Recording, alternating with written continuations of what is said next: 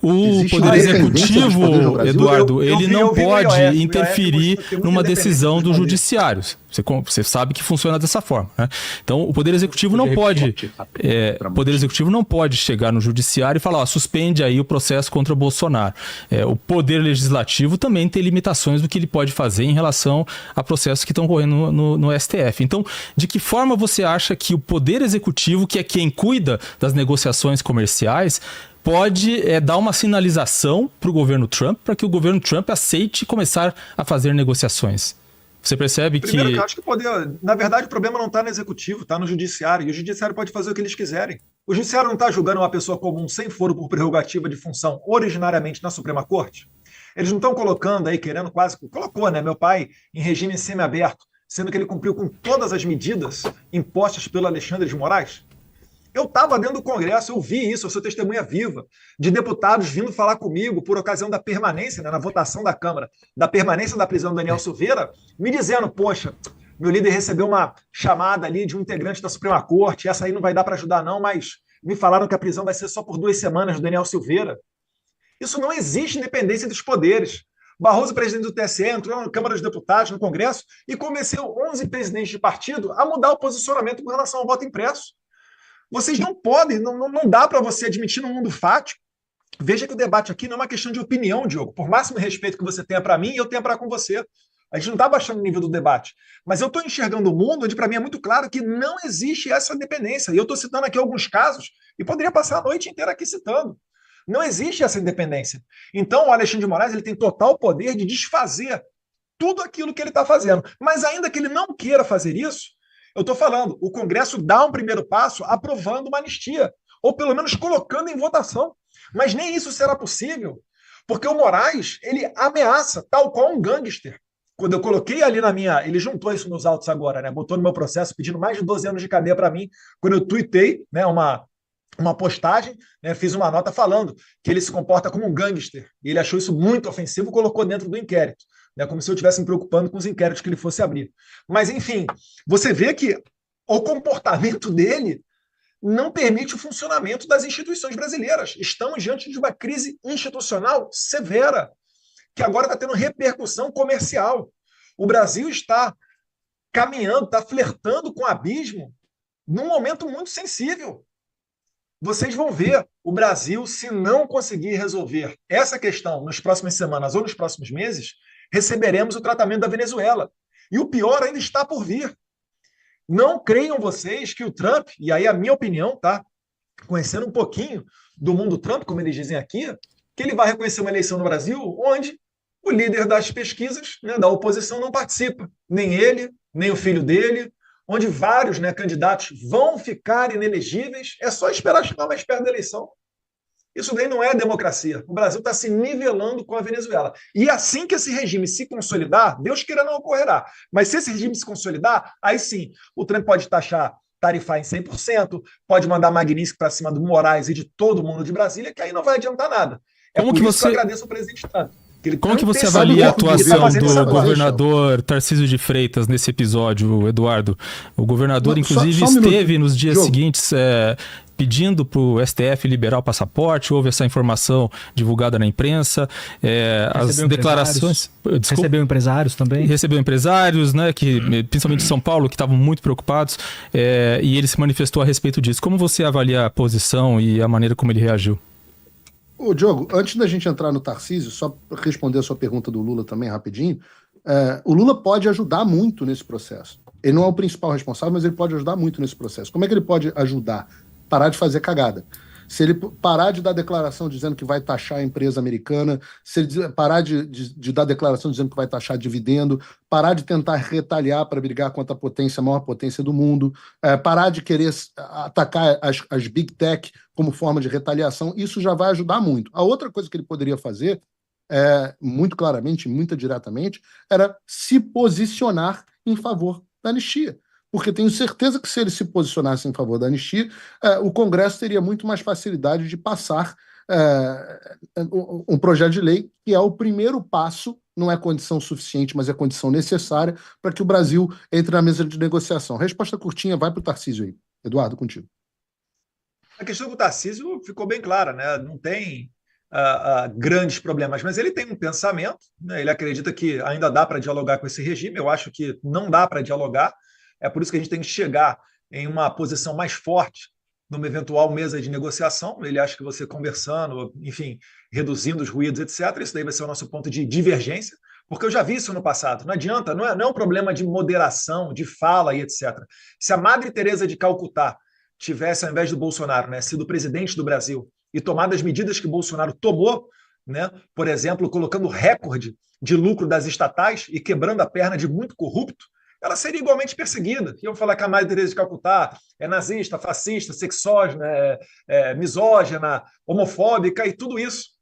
Então, para mim, é muito claro que não existe mais espaço para negociação. Se negociação adiantasse, a gente teria pacificado o Brasil com a cartinha do Temer, né? Depois daquele 7 de setembro, Bolsonaro sacrificou imensamente seu capital político, né? Acreditava-se que fossem acabar os inquéritos e nada disso ocorreu. O Alexandre sempre dobra a aposta.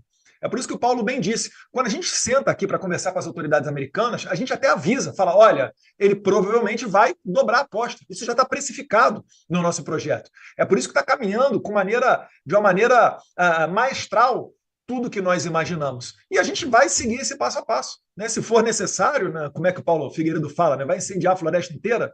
Como é que é, Paulo?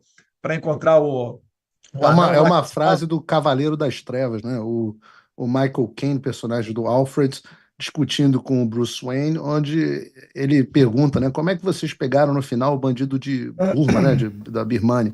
E ele fala, a gente teve que queimar a floresta inteira para pegar o bandido da Birmânia. A gente tem tentado evitar queimar a floresta inteira para conseguir se livrar do Alexandre de Moraes. Mas a floresta às inteira é o vezes Brasil. é necessário, né? O lema do filme, né, a moral que o filme passa, é que você, muitas vezes, para pegar o bandido que está disposto a tudo, você tem que tacar fogo na floresta inteira. Mas só para complementar... Não sei se vocês ouviram, o Diogo perguntou, a floresta inteira é o Brasil. Só para complementar, para não deixar passar a questão do Tarcísio. É o establishment. Justiça, né? Mas o Tarcísio ele é um grande gestor.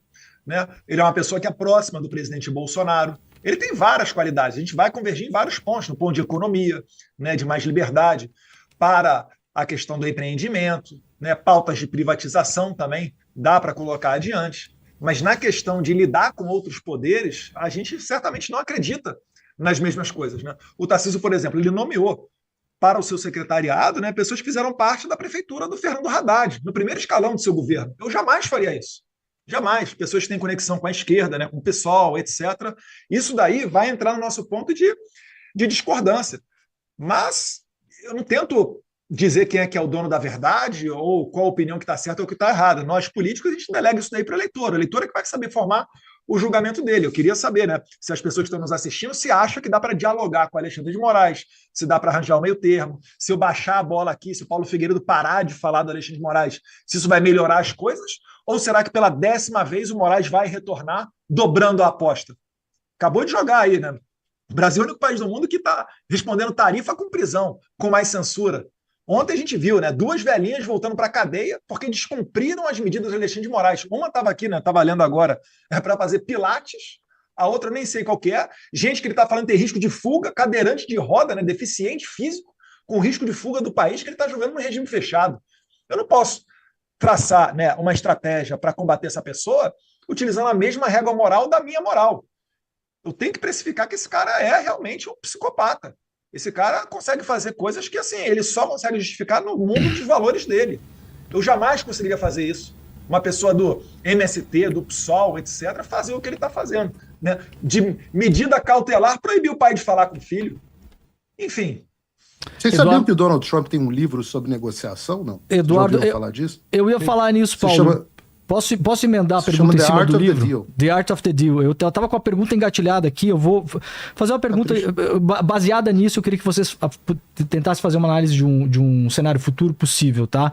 Justamente nesse livro do Trump, que é um livro bem interessante para entender como funciona a maneira como ele negocia, né? E tem um filme muito bom também, eu não sei se é Amazon Prime, que saiu sobre o Trump também, que mostra como ele aprendeu a negociar e a maneira como com quem ele aprendeu, e né? com quem ele aprendeu, isso. O grande mestre dele, que era um cara assim, que as pessoas podem ver o filme, eu não vou aqui... Chamou aprendiz, né? Chamou aprendiz. Não vou qualificar o mestre do Trump, né?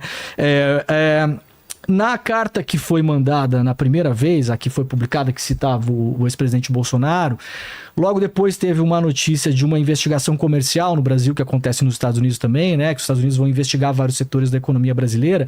Se a gente tirar, Vilela, a espuma do debate político e olhar bem o que está sendo pedido ali, o governo dos Estados Unidos ele cita, para além da questão do Jair Bolsonaro, várias coisas que são, na verdade, os interesses da economia americana no país. Tá expresso ali. Então, setor de madeira. Isso, seção de madeira, a parte dos dados aqui no Brasil, que os Estados Unidos reclamam que a gente não manda dados suficiente para eles, querem todos os nossos dados, né? É uma reclamação, tá escrito ali na investigação, né? A questão do etanol, que a gente taxa muito o etanol que vem dos Estados Unidos, então que eles querem que taxe menos para vender mais barato aqui, eventualmente penalizando os nossos produtores de etanol.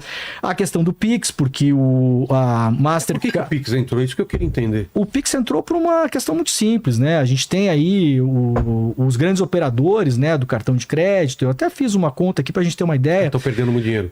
Visa, Mastercard, WhatsApp Pay, PayPal, Stripe, todo mundo que quer essa grana toda. A gente tá falando de movimentação do Pix em 2024, uma movimentação só no ano passado, tá?